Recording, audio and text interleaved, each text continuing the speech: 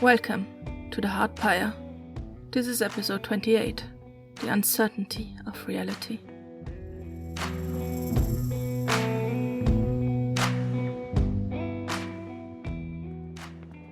Rena and her companions didn't stay long at Asha's family's house, just long enough for Maniala to force a bag of food onto them and make Asha promise she'd visit more often.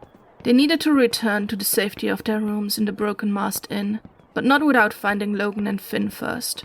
In the hope that the two men were still at the palace, they made their way through Chevim's narrow alleyways, avoiding any major streets to reduce the likelihood of running into Silac or Deacon. A strange feeling enveloped Rena as they passed through these tight lanes, as if her body was once more trapped between buildings and her lungs couldn't expand. Her mouth ran dry, and a cold sweat chilled her back. She held onto Asha's ropes, not wanting to fall behind and be left alone. She still didn't truly understand what had happened as she'd run after the fox, and to be quite honest, she'd avoided thinking about it as much as possible. It had surely only been her nerves who'd made her feel like the buildings had been pressing in on her. She'd lived through a lot over the last days. Her companions told her as much. It was no surprise she couldn't fully trust her perception anymore. And Roderick might be right, even if the fox was a real animal. How could she guarantee it was actually trying to communicate with her? The concept alone was outlandish, even if Silac had these strange powers, and even if the crow thought they were bringing back old gods. Why would a mystical fox be talking to her, be telling her to hurry? What was so special about her? It had been so vague with its instructions anyway. It might all just have been a figment of her imagination, a strange way for her mind to rationalize all that had been going on. Her eyes darted around, her heart beating erratically in her chest. Could she still trust her own perception? The others might have seen the fox, but the cities were full of foxes. She was the only one who had heard it speak. The fox's mouth hadn't even moved. The voice had been entirely in her mind. How could she ever have believed that the fox had actually spoken? It seemed so clear to her now that it had all been her imagination. The buildings around her kept inching closer, almost grazing her shoulders. She could still feel it on her skin, how she'd pushed herself out of the narrow alley only hours before, how empty her lungs had been for her escape. They cramped up again, forcing her to breathe in short bursts. She held on tight to Asha's arm, and luckily, Asha didn't complain or truly even notice. Asha's shoulders were set tight, her gaze focused on the path ahead, scanning any face who dared pass them. Barely any people were walking through these side streets, and most of them were simply greeting them politely. Nothing to be worried about. Although it seemed almost impossible for their entire group to rest easy. Time stretched into eternity for Rena, as if they would never emerge from Heaven's underbelly, as if the palace had been swallowed by the ground and they would never be able to reach their destination. She wished any of her companions would say something. She'd even listened to Roderick ramble on about the difference in architecture between Chevim's districts. The silence was choking her, amplifying the oppressive presence of the surrounding walls. Her brain was about to implode, and she didn't know how to save herself from it. Kalani slowed down, holding her hand up to stop the rest of the group.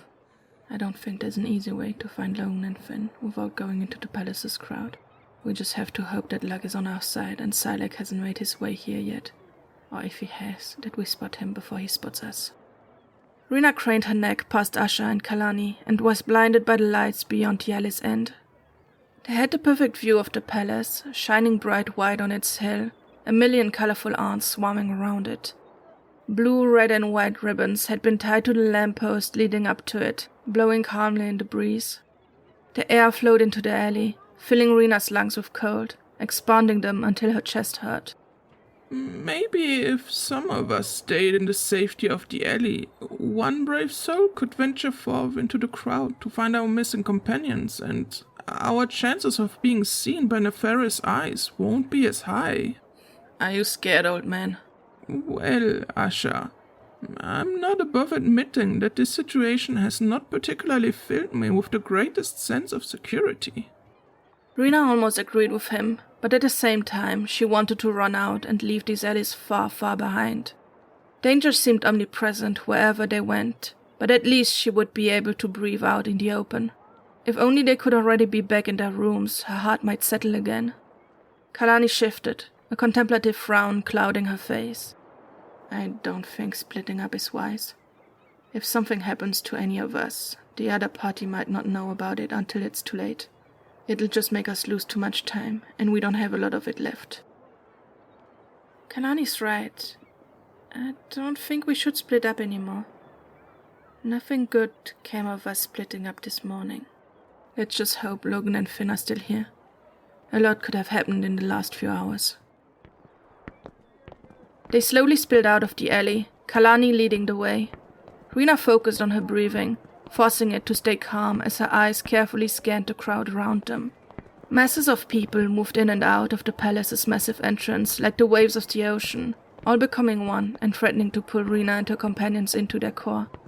The group advanced slowly, staying on the edge, their necks craned to see above the sea of heads. Dread ebbed through Rena any time she saw black hair or a hint of orange, no matter how illogical it was that the fogs would appear at the same height as people's faces. There!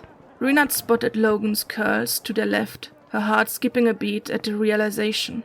He was pushing his way through the crowd, a grim expression on his face. She excitedly waved at him, before thinking better of it. Her hand came down just as quickly as it had shot up, but it seemed to have been enough for Logan to turn their way.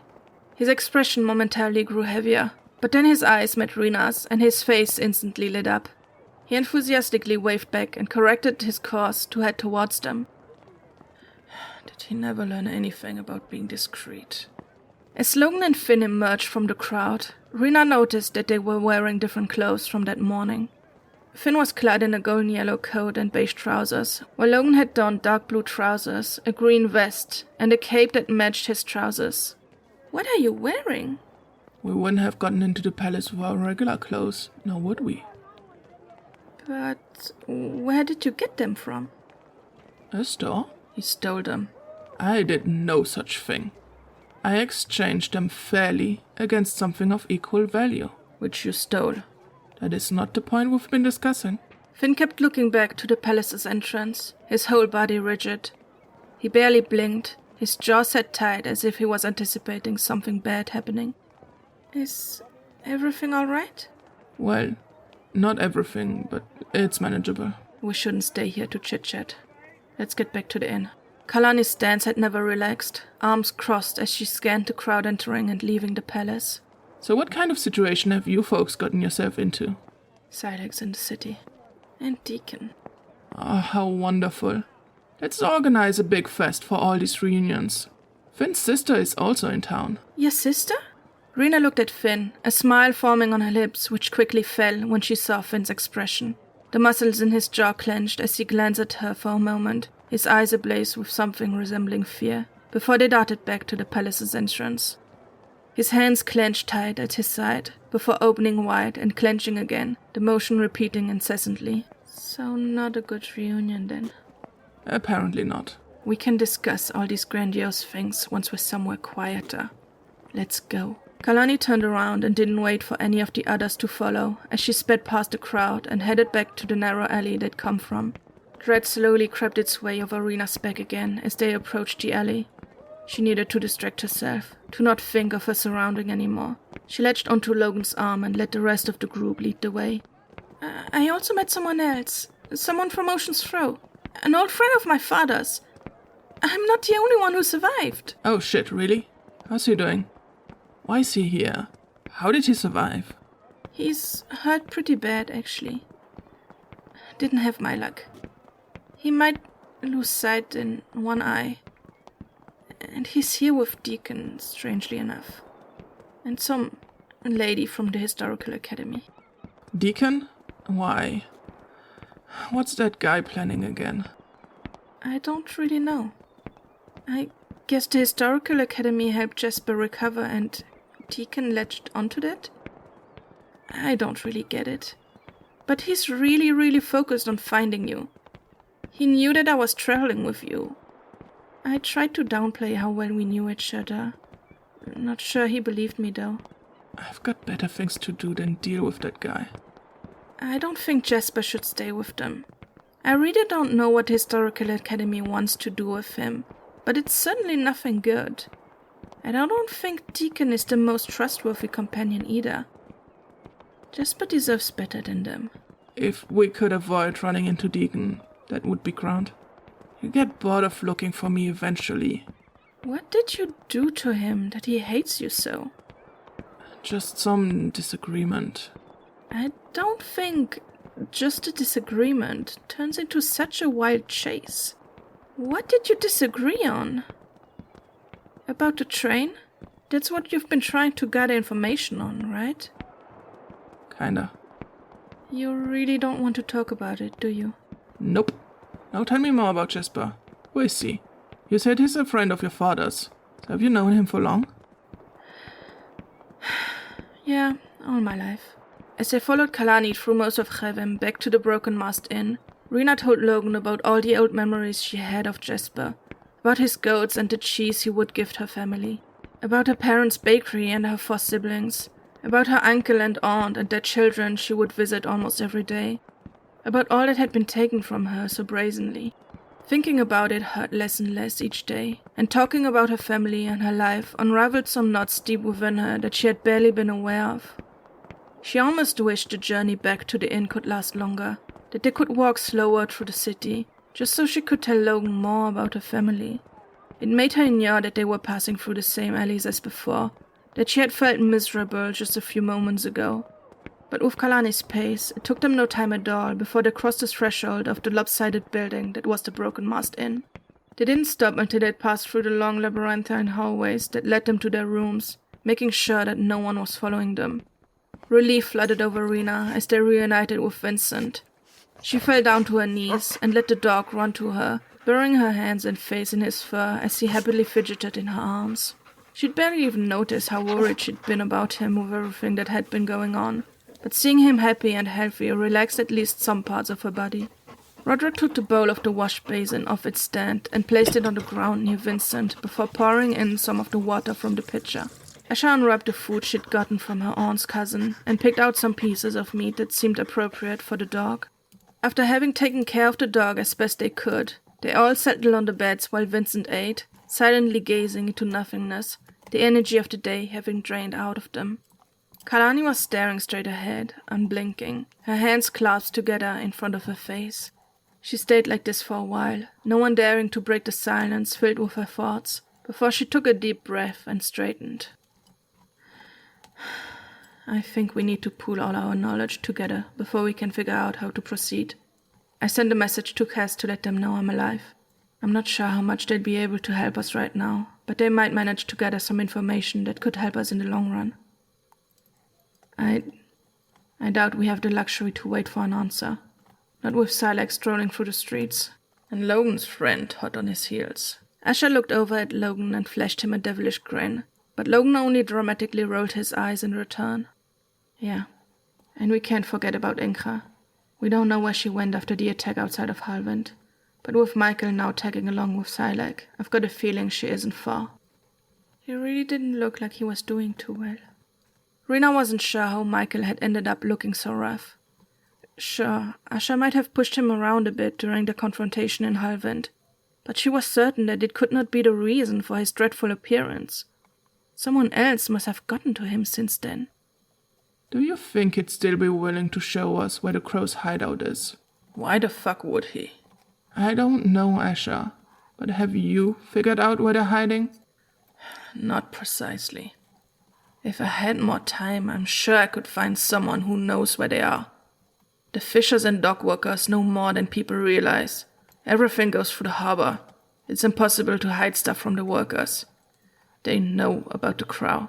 They might not all know precisely who the Crow is or what they're doing, but the Crow's schemes are much less subtle than we think they are. We just need to find the correct people to talk to. They're not gonna lead us to the Crow for free, though. If we had a week, I'm certain I could find us someone who'd help us with no expectation of return. But in our situation, we might have to think about what we'd be willing to part with. Did you figure out where they're hiding? Not even close. We know a lot about Viscount Zarkit's upcoming wedding and his 3 husbands, though. How is that supposed to help us, Logan?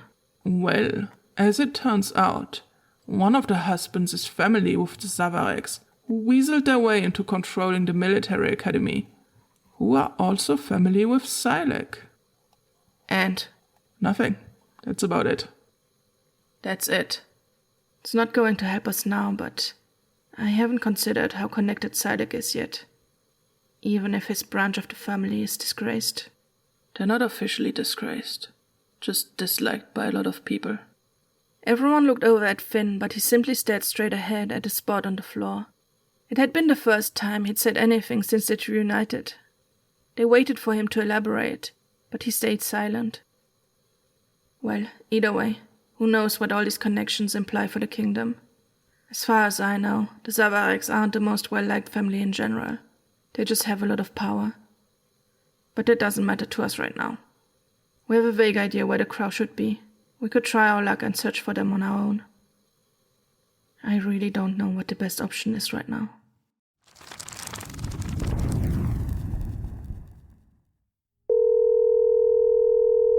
Hey, you've reached Daria. Leave a message after the tone, and I'll get back to you when I can.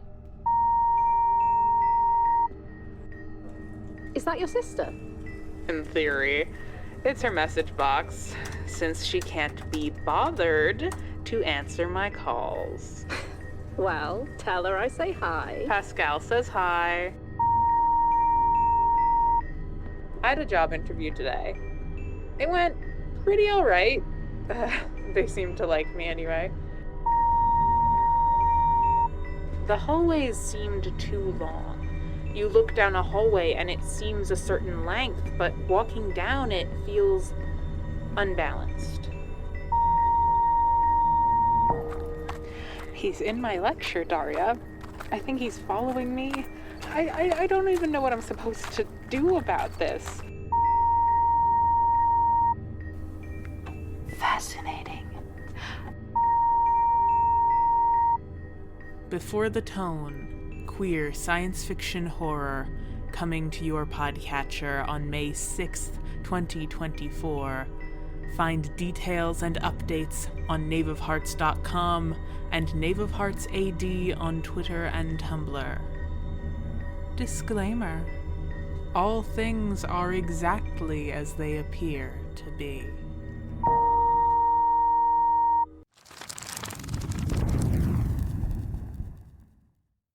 Three paths lay in front of us on which the story could continue.